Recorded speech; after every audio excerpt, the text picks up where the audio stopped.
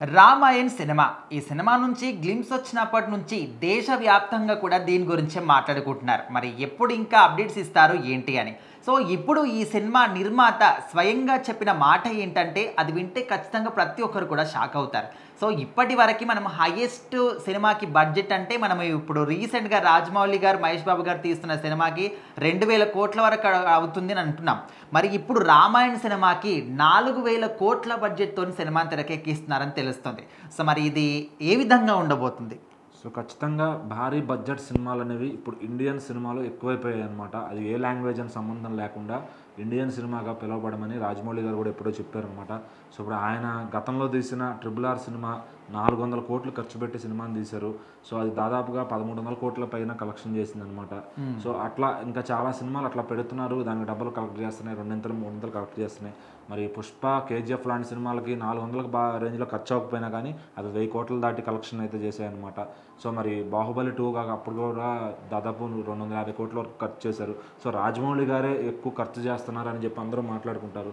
So మరి అట్లా అనుకుంటే ఓం రావత్ అనే డైరెక్టర్ ఆదిపురుష్ సినిమా కోసం 600 కోట్లు ఖర్చు పెట్టారు.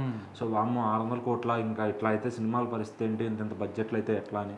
సో అలా అని అందరూ అనుకుంటున్న తరుణంలో మరి కల్కి సినిమా కూడా నాగశ్విన్ గారు దాదాపుగా 600 కోట్లు వెచ్చించి దాన్ని హాలీవుడ్ ప్రాజెక్ట్ రేంజ్లో తీసుకొచ్చారు. హాలీవుడ్ కన్నా మించి ఉందని చెప్పొచ్చు ఆ కల్కి సినిమా. సో మరి అట్లాంటి డైరెక్టర్లకి అంటే స్పాన్ పెరిగే కొద్దీ ఖర్చు అనేది పెరుగుతుందన్నమాట. అక్కడ హీరో కోసం అవ్వచ్చు, సినిమా మేకింగ్ కోసం అవ్వచ్చు, ఫారిన్ వాళ్ళని తీసుకొచ్చి టెక్నికల్ టీమ్స్తో వర్క్ చేయించడం అవ్వచ్చు, ఎక్కడ ఖర్చు అవుతుంది అనేది ఎవరు చెప్పడానికి లేదు. సో మరి ఇప్పుడు రాజమౌళి గారు, మహేష్ బాబు గారి సినిమా దాదాపు నిర్మాణాంతర ఖర్చులు 1000 కోట్ల దాకా అవుతుందని కూడా అందరూ మాట్లాడుకుంటున్నారు. సో అమ్మో 1000 కోట్లు ఫస్ట్ సినిమా ఇదే అవుతుంది అని చెప్పి కూడా ఇండియాలో అందరూ మాట్లాడుకుంటున్నారు. అంటే వేరే ఏ డైరెక్టర్ మీద అంత నమ్మకంతో డబ్బులు బడ్జెట్ అనేది పెట్టరనమాట. సో అంతకుముందు శంకర్ గారి మీద పెట్టేవాళ్ళు. సో మన గేమ్ చేంజర్ కూడా ఆయన పైన 400 కోట్లు ఖర్చు అయింది. సో మరి ఆ సినిమా రిజల్ట్ చూస్తే ఫ్లాప్ అయిందనమాట. ఇండియన్ 2 కూడా భారీగానే ఖర్చు పెట్టారు. సో ఇంకా నెక్స్ట్ టైం శంకర్ గారి మీద ఖర్చు పెట్టాలంటే ఏ నిర్మాతనే ఆలోచించే పరిస్థితి వచ్చింది. సో రాజమౌళి గారికి ఏంటంటే ఇంకా ఆ పరిస్థితి రాలేదు. ఎందుకంటే ఆయన తీసే సినిమా ఈరోజు ఇండియా మొత్తం చూస్తారు. ఖచ్చితంగా ఆయన సినిమా తీసే దాంట్లో హైస్ అండ్ లోస్ కంపల్సరీ ఉంటాయి కాబట్టి ఆయన ఇప్పుడప్పుడే ఫేడ్ అవుట్ అవ్వడం చెప్పి అందరూ నమ్ముతున్నారనమాట. సో అందుకనే ఆయన ఎప్పుడో కేఎల్ దామోదర్ గారి దగ్గర మాట తీసుకుని, సో సింహాద్రి టైం నుంచి ఆయనతో సినిమా చేయాలనుకుని కమిట్మెంట్లో లైన్అప్లో పెట్టి, సో ఇప్పటికే ఆయనతో సినిమా చేస్తున్నారనమాట. సో ఆయన 1000 కోట్లు కాదు ఎంతైనా పెడతానికి రెడీ అని చెప్పారంట.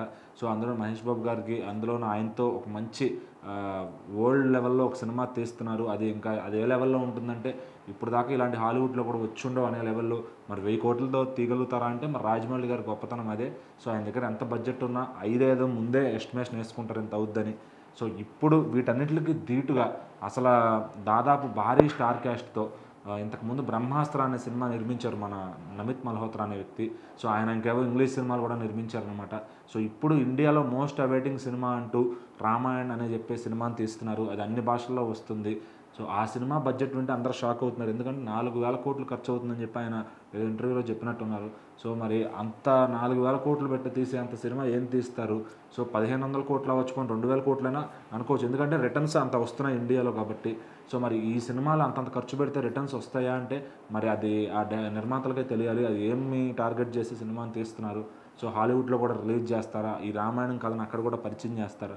సో ఆ రీసెంట్గా చూస్తే మరి రామాయణం స్టార్ క్యాస్ట్లో రణబీర్ కపూర్ గారు రాముడుగా, సాయి పల్లవి గారు సీతగా, సో రావణుడుగా యష్ గారు, ఇంకా మిగిలిన హనుమంతుడి పాత్రలో సన్నీ దేవల్, వీళ్ళంతా కూడా ఉన్నారనమాట.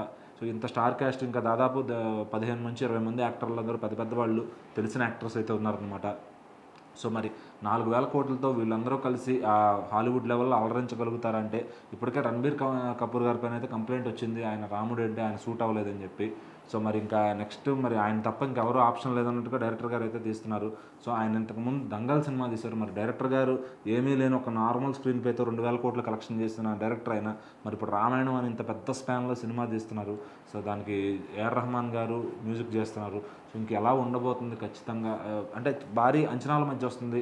సో 4000 కోట్లు మరి దీనికి ఎట్లా పెడతారు, అసలు ఎంతలో సినిమా వస్తుంది అంటే రాజమౌళి గారు కూడా బెత్తరపోయే రేంజ్లో ఈ సినిమా అవుట్పుట్ ఉంటుందని చెప్పి మాట్లాడుకుంటున్నారు. సో మరి రాజమౌళి గారు, మహేష్ బాబు గారి సినిమా ఎట్లా ఉంటుందో పక్కన పెడితే ఇప్పుడు దేశమంతా కూడా ఈ రామాయణ వైపు తిరిగారనమాట బడ్జెట్ వినేసరికి.